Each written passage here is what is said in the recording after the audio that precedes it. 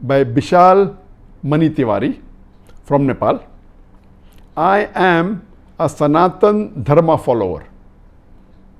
The question is, why do Muslim pilgrims practice Hindu rituals of shaving their heads, wearing long Indian white sari clothes, fasting upvas, circumambulating the idols Kaaba 7 times, use the Hindu Lord Shiva crescent moon symbol, observe the moon as Hindus for the religious days, etc. These rituals were all alien to Arabs, Jews.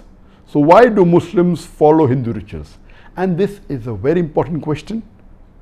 And the reply to this brother from Nepal, Brother Bishal Mani Tiwari, is that Almighty God has sent only one religion to be followed by all the human beings.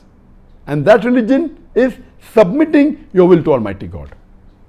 And Allah subhanahu wa ta'ala has sent, according to our beloved Prophet Muhammad sallallahu alaihi wasallam, 124,000 messengers on the face of the earth.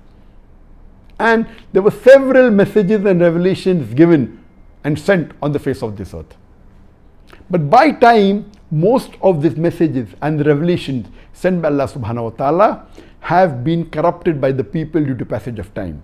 By name, 4 are mentioned in the Quran: the Torah, the Zabur, the Injil, and the last and final one, that is the Quran.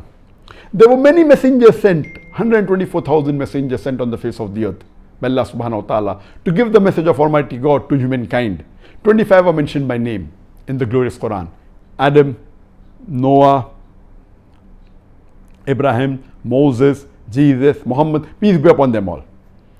All these messengers, they came and they brought the basic same message of Tawheed, believing in one God and believing in the commandments of Allah subhanahu wa ta'ala.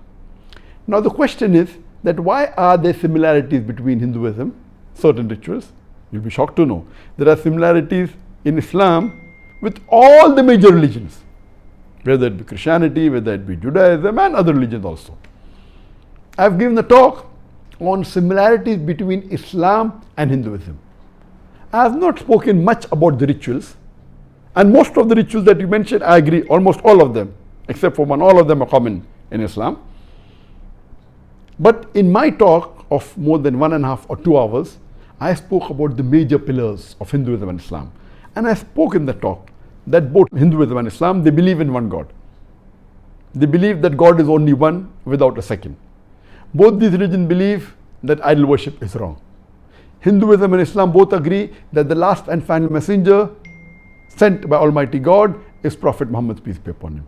Both the religions believe that if you have to pray, you have to do the sujood, that is sajda, and so on and so forth. Both the religions believe that having alcohol is prohibited. Both the religions believe that gambling is prohibited, and so on and so forth. You can listen to my talk on similarities between Islam and Hinduism.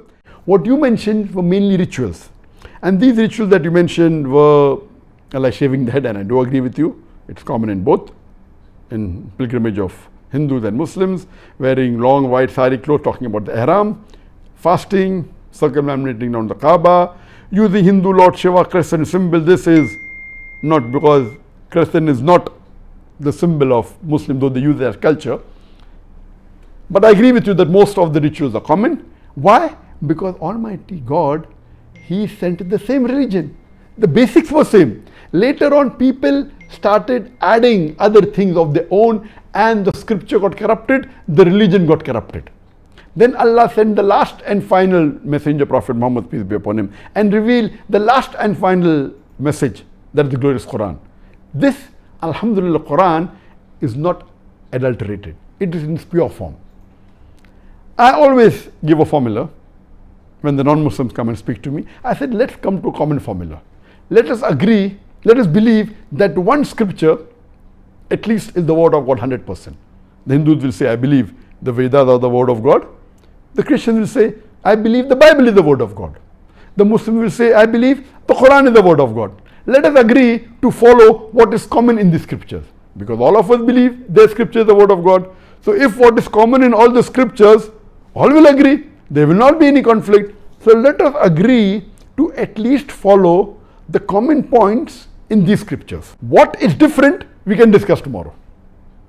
And when we discuss and do a research, a comparative study, we come to know that all the major religions in the scriptures, whether it be the Hindu scriptures, the Veda, whether it be the Bible, the Christians, whether it be of the Jews, whether it be of the Muslims, the Quran, all the scriptures say there is one God.